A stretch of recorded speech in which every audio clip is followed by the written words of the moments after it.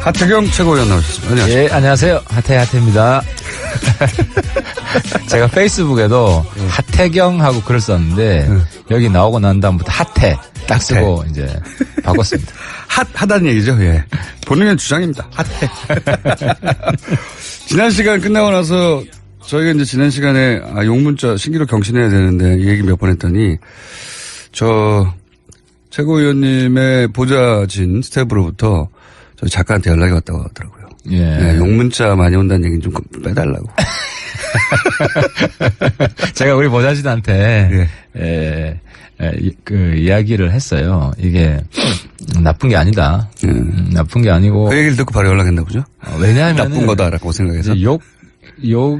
욕 전에 뭐 살해 협박도 당하고 제일 심했던 게 이제 과거 이제 운동권 그 90년대 제가 노선 전환할 때 뭐 그때 엄청났죠. 그때는 뭐 아는 사람하고 이제 인터넷 상에서 대놓고 막 싸웠기 때문에 근데 이제 그나마 우리 세대가 내가 아주 그래도 이제 뭐 뿌듯하고 자랑스럽게 생각하는 게 세월이 지나니까 다시 또 회복이 돼요. 지금 이제 잊어버린 거죠, 사람들이. 멀어졌다가 이제 또 약간 수렴하는 그래서 이제 옛날 욕으로 수렴하는 이제 뭐 비전이나 그러니까 우리 세대가 굉장히 큰 장점인데 인간적인 이런 유대보다도 상당히 비전 가치관에 따라서 친구하고 그 이제 적을 이제 가르는 그러니까 이 상당히 이제 특이한 세대예요. 이제 과거에는 한 번 친구면 영원한 친구인데 이건 아니고 이제 비전이나 가치, 정치적 관점이 다르면 친구가 안 되는 거야. 그러다가 또 다시 친구가 될 수 있고. 그러면은 저도 이해가 가는 게 소위 이제 386 세대라고 하는 그 세대들 이제는 386 30대가 아니니까 386 할 수 없지만 어쨌든 상징적으로 386을 하는 세대들이 이념 세례를 다른 어떤 세대보다 많이 받았던. 그렇죠. 그래서 과도하게 받았던 세대죠. 적어도 역사적으로 극복한 것 중에 하나는 지역 차별, 지역색을 완전히 극복했다. 왜냐하면 이념이 더 압도적이니까. 그래서 이제 그런 부분을 윗세대들은 잘 모르는 것 같아요. 다음 세대도 잘 모릅니다. NLP, 뭐 노선 전쟁도 대단했었고. 자, 그럼에도 불구하고 욕은 계속 오고 있습니다. 다행히 오늘도 휴일이라 출근하는 분들이 이렇게 많지 않아가지고 오늘 실시간 욕 문자는 예전보다는 좀 적을 것 같아요. 그래서 뭐 좀 더 세게 욕 먹을 수 있는 것도 오늘 좀 더 자연스럽게 얘기해도 되겠구나. 하지만 다운로드가 많기 때문에 저희가 이번에는 실시간으로 욕을 먹지는 않지만 지속적으로 먹는 거죠. 근데 좀 시간을 두고 들으면 또 맞는 이야기로 들릴 겁니다. 많은 분들이. 욕하면서도 좀 맞는 이야기 하네요. 시간을 두고라고 했을 때 이 시간은 약 10년? 자, 뭐 그 일주일 사이에도 또 이슈가 많았습니다. 근데 가장 먼저 시간 역순으로 얘기해 보자면 어제 국민의당 전대 토론회가 있었어요. 당대표 토론회. 내부이 나왔고 토론회가 많은 분들이 보셨는지 모르겠지만 저는 어쨌든 코멘트를 해야 되니 주요 장면들 클립을 좀 봤습니다. 그냥 밤 11시쯤 했나요? 낮에 했어요. 예. 낮에 했습니다. 낮에 한 것을 이제 8시 뉴스, JTBC 뉴스에서 일부 보도하고 그리고 인터넷상에 찾아보면 있습니다. 예. 네. 관심도가 아무래도 이제 대선 후보 토론회만큼은 안 되니까 찾아봐야 하는 정도였는데 찾아봤는데 저는 가장 그 눈에 띄는 대목은 이현주 의원이 왜 출마했냐는 의견이 분분했지 않습니까? 예. 그런데 이현주 의원이 안철수 전 대표에 대한 공세가 아주 뭐랄까요? 치열하더라고요. 예. 저는 적당히 봐주면서 러닝메이트 혹은 뭐 페이스메이커 이런 수준으로 서로 사전에 얘기가 된 채 나온 건 줄 알았더니 적어도 어제 토론회를 봐서는 아닌 것 같더라고요. 어떻게 보셨어요? 전 이현주 의원이 사실 요즘 뭐 하태경 이상으로 핫하죠. 이현주 의원이 더 핫한잖아요. 네. 핫하죠. 근데 이현주 의원이 이 막판 전략적 판단을 잘한 것 같아요. 어떤 의미에서 잘했다고? 그러니까 이제 사실 이현주 의원이 호감도가 좀 높다면 이번에 정말 다크호스로 성장했을 거예요. 호감도가 높았다면. 더 높았다면. 근데 물론 이제 호감도는 이 경선 과정을 거치면서 더 쌓을 수도 있기 때문에 이제 마지막 그 뚜껑은 열어봐야 된다 하는 건데 왜냐하면 안철수도 명분이 없어요. 네. 국민들이 보기에 명백히 명분이 없고 정동영, 천정배 두 분은 올드보이예요. 예. 그러니까 그 누구도 미래를 열어갈 믿음직한 후보가 한 명도 존재하지 않는 거예요. 예. 그래서 여기에서 누가 치고 나가나 내가 만약에 국당에 있었으면요. 전 100% 대표 나갑니다. 이번에는 나가셨죠. 물론 우리 바른당에도 나갔는데 틈만 나가면 만약에 나가시는 거 아니에요? 바른정당에 똑같은 구도였다면 전 제가 대표가 됐습니다. 근데 이혜원 대표도 상당히 이제 미래지향적 면도 있고 또 진보적인 면이 강하고 이러면서 뭐 애석하게 뉴스공장에 고정 출연하셨던 게 있고. 예. 그래서 이제 이현주 의원이 이 기회를 잘 살리면 이제 아주 호감도를 높이면 이거는 100% 남는 장사다. 떨어져도 물론 저도 남는 장사고 그런 판단을 했을 것이다. 예. 그래서 안철수에 대한 공격을 그 예봉을 둔하게 하지 않을 거예요. 굉장히 강하게 할 것이고 물론 천정배 정동영도 더 강하게 하겠지만 지금 1등 주자가 안철수니까. 예. 예. 그래서 아마 그런 얘기 있었거든요. 안철수 전 대표가 출마를 한다면 최고위원으로 나가지 않겠느냐. 이번에는 따로 하니까 최고위원으로 나가지 않겠느냐. 그래서 일종의 러닝메이트 혹은 뭐 그렇게 생각하고 있었는데 어느 날 갑자기 바꿨지 않습니까? 대표 출마로. 그랬다는 얘기는 이현주 의원이 안철수 전 대표 측에 어떤 의사타진을 좀 하지 않았을까. 근데 그게 뜻대로 잘 되지 않아가지고 화가 나더라. 물론 그거는 100%죠.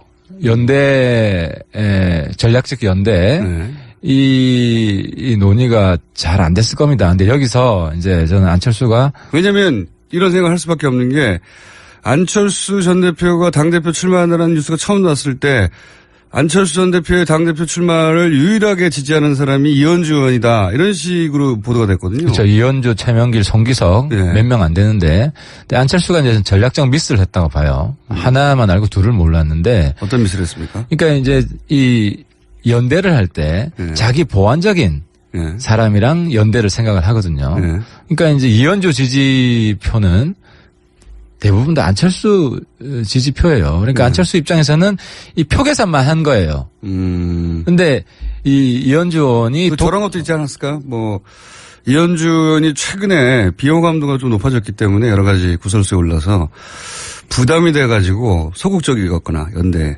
그런 것도 있었을 수. 근데 이게 조직표기 때문에 네. 그걸 뭐 본인이 이현주랑 싸울 일은 없잖아요. 네. 대표하면은 천정하고만 싸우지. 네. 그러니까 어쨌든 그러니까 둘이 부딪힌다면은 이제 연대하는 게 뭐 보인다든지. 근데 저도 우리 바른정당에서 이번 경선하면은 그냥 물밑 연대를 하는 거예요. 그래서 왜냐하면 조직표밖에 동원이 안 되니까. 그리고 대외적인 메시지는 이현주 후보는 난 안철수 대표 지지한다.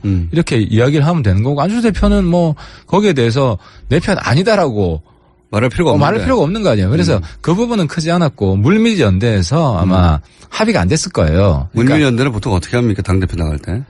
그건 내부. 그쪽 지역구에. 그렇죠. 캠프끼리 이야기를 하죠. 네, 그쪽 지역구에 좀, 위원장들이나 또는 뭐 시의원이나 이런 분들. 그렇죠. 표 좀 몰아달라. 서로 몰아달라. 네. 그러니까 이거는 표가 다르잖아요. 대표표랑 최고위원표가 다르니까 그 밑에 이제 선거 도와준 사람한테 표 나누자. 뭐 이런 식으로 하는데 안철수 대표는 초반에 과반수를 넘어야 되니까 플러스 알파 표를 가지겠다고 해서 이현주 쪽에 날 좀 도와달라 이렇게 부탁을 했을 거예요. 가능성이 높다. 내가 대표되는 게 더 중요하지 않냐. 그리고 최고위원 중에서는 이현주 될 수가 있잖아요. 그런데 아마 이현주 의원은 1등 최고를 바랬을 것이고 안철수 대표 측에 지원 사격을 요청했고 이게 이제 안 풀린 거죠. 어떻게 안 풀렸는지 모르지만 안 풀렸을 가능성이 높다. 높다. 그러니까 이제 이건 우린 동지로 가야 된다고 생각했는데 약간 배신감을 느꼈을 수도 있고 이현주 의원 측에서는 이건 당대표 선거를 치러본 사람들만 알 수 있는. 그렇죠. 그 감정이 있습니다. 그러니까 이현주 대표는 원래 대표로 나올 생각이 있었어요. 안철수가 안 나왔다면 본인이 대표에 나왔을 겁니다. 100%. 그리고 안철수 전 대표가 나온다면 자기는 최고위원 쪽으로 틀려고 했는데. 그렇죠. 예, 했는데 이건 이제 생생할 수밖에 없는 게 바른정당의 당대표 선거를 치러본 지 얼마 안 되기 때문에 그 물밑의 거래들에 대해 자세히 아시죠? 그렇죠. 뭐 네. 저도 해봤고. 근데 안철수 대표가 여기서 아주 반성을 해야 됩니다. 이끌어 안아야 되는데 왜냐하면 그 자기를 공개적으로 지금 계속 해준 거 아니에요. 지지해 준 거죠. 그러니까 그 정도 어리는 지켜야죠. 내가 자기가 독자적으로 득표를 확대하고 이현주는 내가 보호해준다. 자기 사람으로 가야 되는데 그러니까 안철수 대표가 여전히 이 정치에 있어서 마이너스 정치를 하고 있는 거죠. 그렇게 됐을 가능성이 높다고 보시는 거군요. 당대표 선거를 직접 해보신 분으로서 최근에. 그래서 선거에서 지난 그 바른정당의 당대표 선거에서는 본인의 그런 물밑 합종 연행을 성공하셨습니까? 그래서 2위를 하신 건가요? 저는 운이 안 따랐죠. 정치에 있어서 운이 제일 중요한데, 그러니까 운이 구도예요. 운이 구도인데 네. 사실 저는 지상욱 후보가 초반에 이제 가장 문제로 사퇴하면서 이제 지상욱 후보가 있을 때 호남 경선이었는데 그때는 제가 그 조직당원 책임당원에서 아마 이겼을 거예요. 예원 대표를. 그리고 아무튼 둘 중에 하나는 이겼습니다. 근데 지상욱 후보가 빠지면서 그 표가 다 이혜원 표로 갔다. 그 중에 다수가 이혜원 쪽으로 이혜원 후보 쪽으로 갔죠. 그 유승민 계열이었으니까요. 그렇죠. 거긴 강한 친유고 저는 약간 비유, 반유까지는 아니지만 뭐 그런 성향이었기 때문에. 한태경 의원님은 누구가 없지 않습니까? 혼자. 저는 이제는 뭐 친유, 친무 해서 당의 화합 전도사 뭐 지금 무게파 있습니다. 예, 무게파로서. 무게파. 그러니까 홍준표 대표랑 다른 점이 저는 이제 홍준표 대표는 보니까 굉장히 당내 마이너스 정치를 하시는 것 같아요. 근데 저는 그렇진 않습니다. 마이너스 정치는 하지 않죠. 당내에 있어서 물론 노선이 다르면 우리 뭐 386세대이기 때문에 이건 좀 싸울 땐 싸웁니다. 근데 그렇지 않은 거 인간적인 뭐 감정적인 대립이나 이런 거 안 합니다. 제가 잘못한 거 있으면 바로 형님 잘못했습니다. 그 다음 날이라도. 두루두루 안 친하시구나. 다 두루두루 평균적으로 안 친하신. 그래서 아무 계보도 없는. 안민석 의원하고 따로 만나보시죠. 안민석 계보 없이 이렇게 오래 술자리는 안 했는데 안민석 의원도 전 참 정치를 잘한다고 생각하는 게 두루두루 호감이잖아요. 그래도 안민석 두루두루 안 친하거든요. 그분도. 그래서 계보가 없는 그런 독특한 위치에 가 있는데 그런 길이 보이네요. 계보는 없어져야 됩니다. 이게 계보가 딴 게 아니라 공천권 때문에 제가 이제 정치권 들어와서 가장 기억에 남는 게 저 친한 사람이었는데 태경아 너 그렇게 정치하면 안 된다. 왜 자꾸 네 정치를 하냐? 네 목소리를 내냐? 정치는 내 목소리를 내는 거지. 그게 아니고 보스 옆에 얼마나 가까이서 사진 찍히느냐. 가까이 있느냐. 이게 정치의 핵심이다. 그러니까 과거의 계보 정치는 보스 정치예요. 보스한테. 그분은 현직에 계십니까 지금? 현직 의원은 아니고 정치 오래 했던 이제 실무진이죠. 근데 그분은 그런 식으로 살아남는 시대에 그랬었죠. 박근혜 지금 새누리당 때까지 그랬던 거죠. 그랬던 것이고 저는 그거는 아닌 것 같더라고요. 그런 정치는 내가 극복을 해야 된다 해서 사실은 맞습니다. 이제 보스들이랑 다 한마디 제가 쓴소리를 한 거죠. 친박의 보스, 그리고 비박의 보스. 이제 그런데 제가 여기서 솔직히 김우상 대표 좀 좋은 이야기를 하면. 좋은 얘기요? 이제 다른 보스들은. 얘기 쪽을 해주세요. 다른 분들은 제가 한번 들이박잖아요. 계속 합니다. 근데. 그 관계가 나쁜 채. 근데 무대는 그래도 겉으로는, 같이 술도 하고. 또 뭐 태경아 하면서 제가 어제 정말 한번 뭐 이렇게 들이박았는데요. 그 부분은 제 진정성이 있잖아요. 사람 느끼잖아요. 그러면 또 이해를 해주고 또 넘어가는 그런 통 큰 면이 있어요. 그게 더 무서운 거 아닙니까? 그래서 무대가 아직도 영향력을 유지하는 이유가 영향력 유지합니까?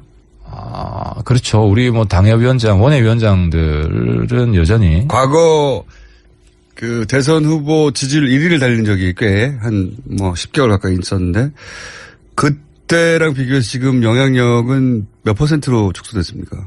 상당히 축소됐죠. 10분의 본인이 좀 수입니까? 정치적 무기력감을 느끼고 내가 은퇴해야 되는 거 아니냐. 왜냐하면 13명이 자기 제일 가까운 사람이에요. 최측근들입니다. 비서실장도 했고 오른팔 왼팔 다 잘렸잖아요. 사지가 다 절단된 거예요. 자영적으로 복당 말씀. 13명. 예.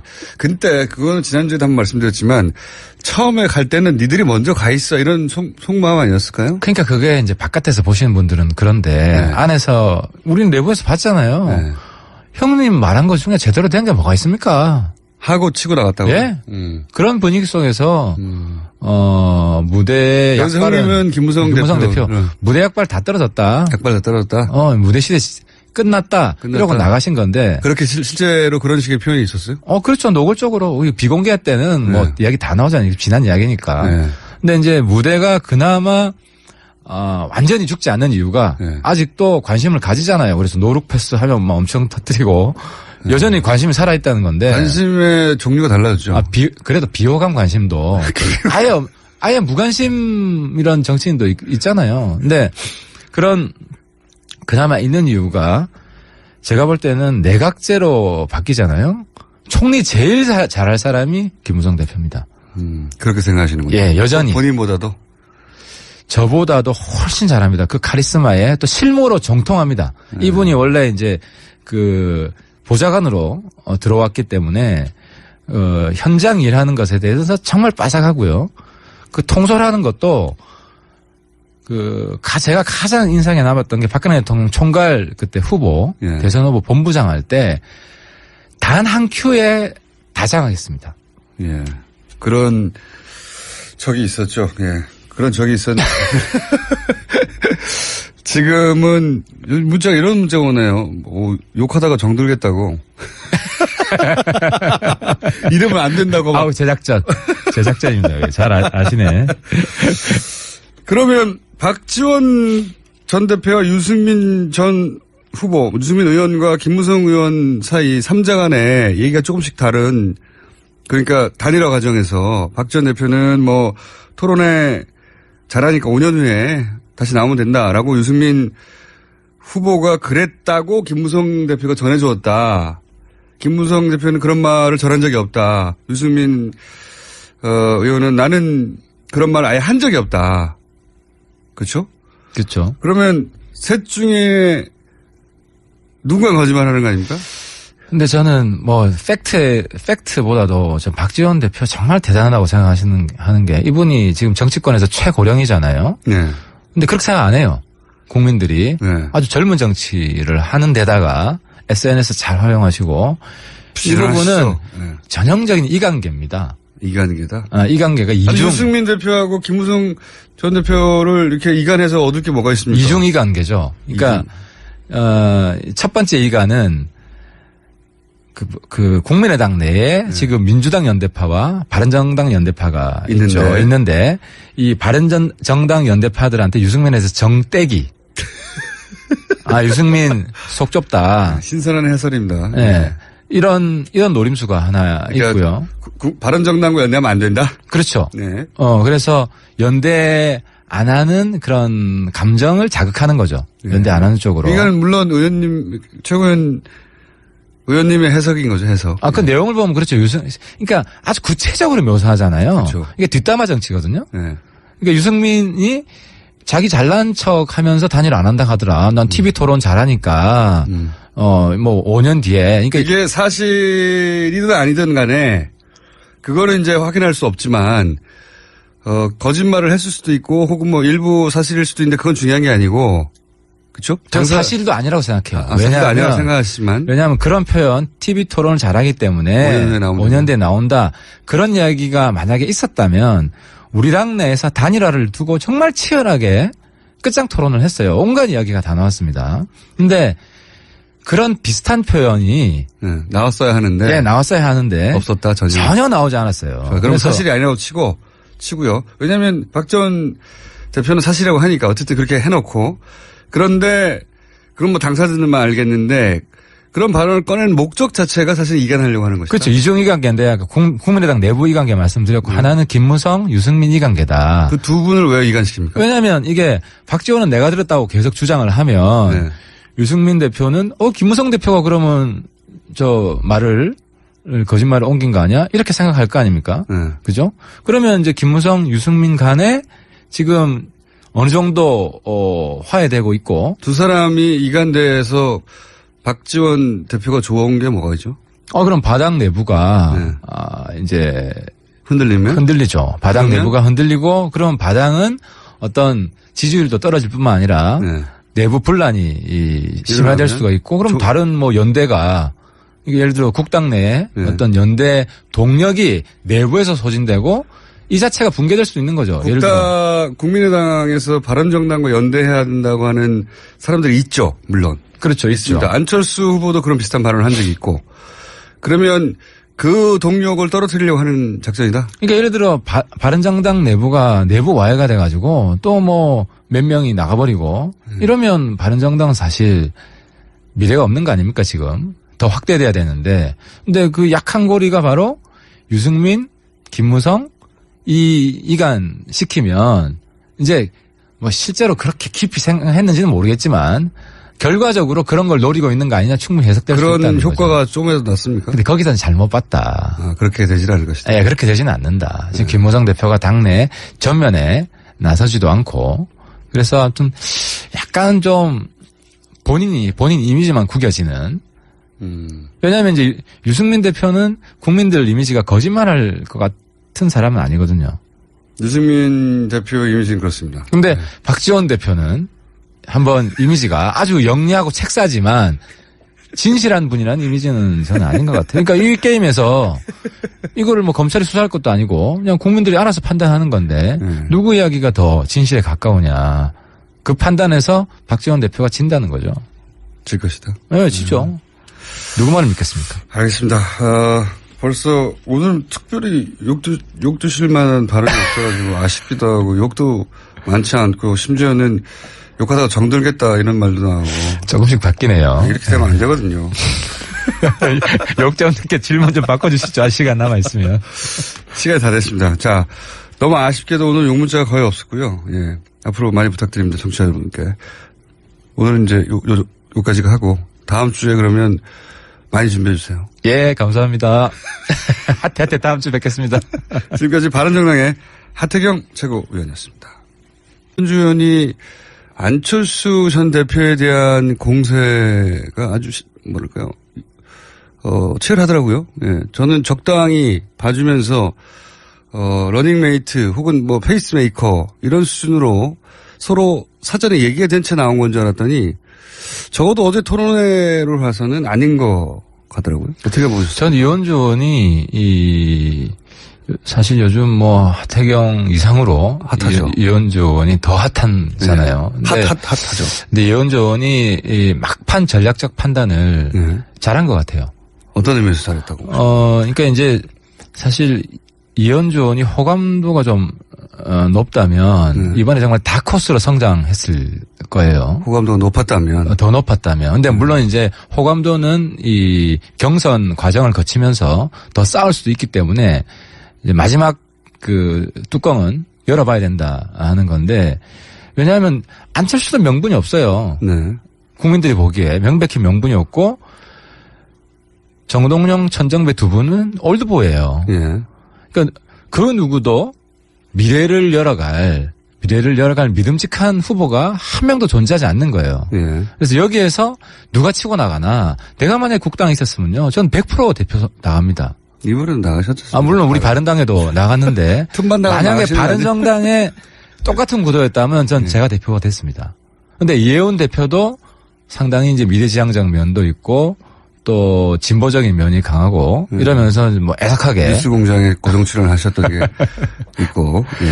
예. 그래서 이제 이현주 의원이 이 기회를 잘 살리면 이제 아주 호감도를 높이면 이거는 100% 남는 장사다. 떨어져도 물론 저도 남는 장사고 그런 판단을 했을 것이다. 예, 그래서 안철수에 대한 공격을 하태경 최고위원 나오셨습니다. 안녕하세요. 예, 안녕하세요. 하태입니다.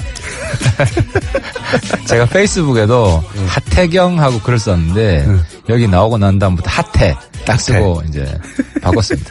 핫하다는 얘기죠. 예. 본인의 주장입니다. 핫해. 지난 시간 끝나고 나서 저희가 이제 지난 시간에 용문자 신기록 경신해야 되는데 이 얘기 몇 번 했더니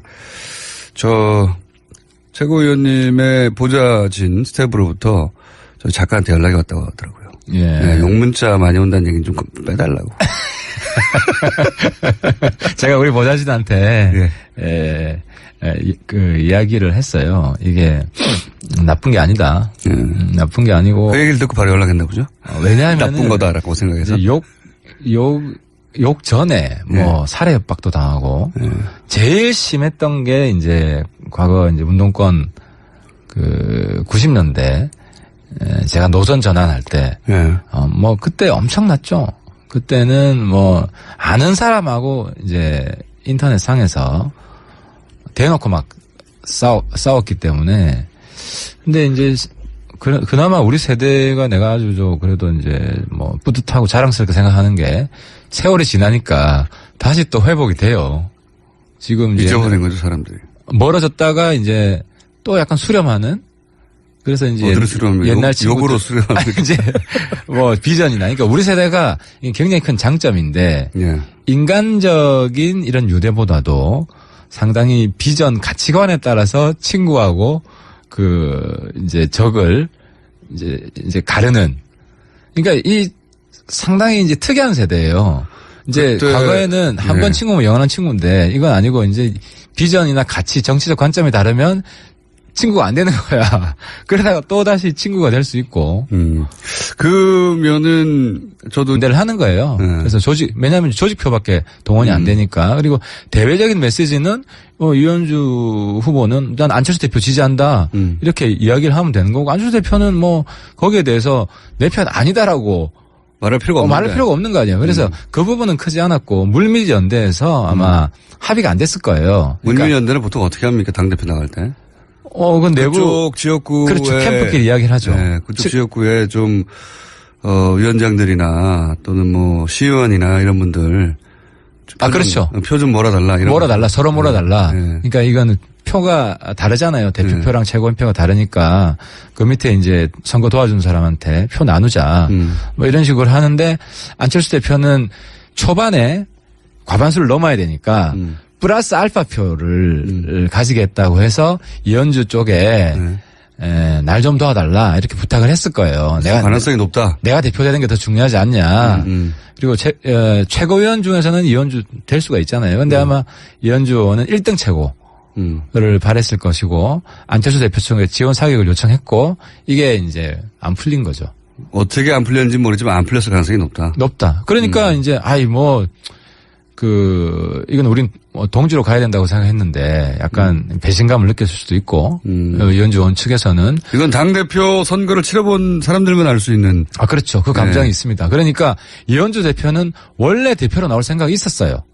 안철수가 안 나왔다면 본인이 대표에 나왔을 겁니다. 100%. 그리고 안철수 전 대표가 나온다면 자기는 최고위원 쪽으로 틀려고 했는데 그렇죠. 했는데 이건 이제 생생할 수밖에 없는 게 바른정당의 당대표 선거를 치러본 지 얼마 안 되기 때문에 그 물밑의 거래들에 대해 자세히 아시죠? 그렇죠. 뭐 저도 해봤고. 근데 안철수 대표가 여기서 아주 반성을 해야 됩니다. 끌어안아야 되는데 왜냐하면 그 자기를 공개 예봉을 둔하게 하지 않을 거예요. 굉장히 강하게 할 것이고 물론 천정배 정동영도 더 강하게 하겠지만 지금 1등 주자가 안철수니까. 그래서 아마 그런 얘기 있었거든요. 안철수 전 대표가 출마를 한다면 최고위원으로 나가지 않겠느냐. 이번에는 따로 하니까. 최고위원으로 나가지 않겠느냐. 그래서 일종의 러닝메이트 혹은 뭐 그렇게 생각하고 있었는데 어느 날 갑자기 바꿨지 않습니까? 대표 출마로.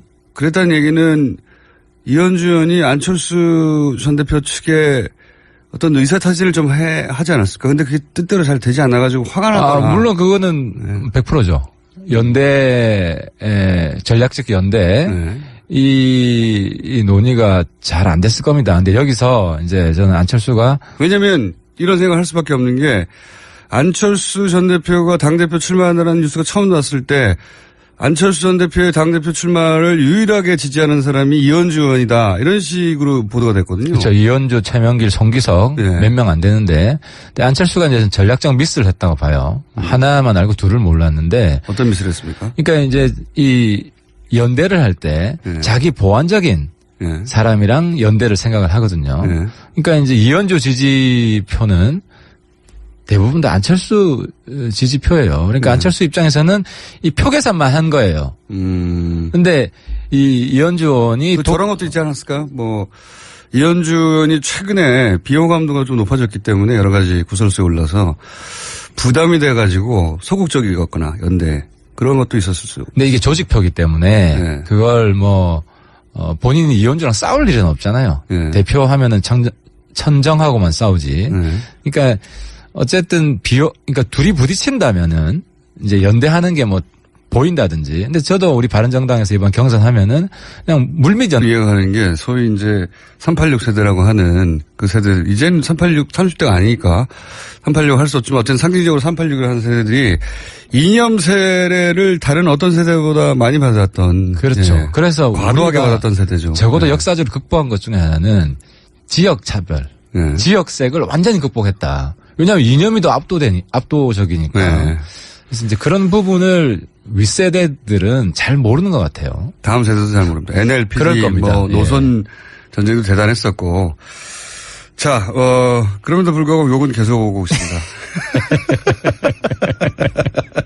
다행히 오늘도 휴일이라 출근하는 분들이 이렇게 많지 않아가지고 오늘 실시간 욕 문자는 예전보다는 좀 적을 것 같아요. 그래서 뭐 좀 더 세게 욕 먹을 수 있는 것도 오늘 좀 더 자연스럽게 얘기해도 되겠구나. 하지만 다운로드가 많기 때문에 저희가 이번에는 실시간으로 욕을 먹지는 않지만 지속적으로 먹는 거죠.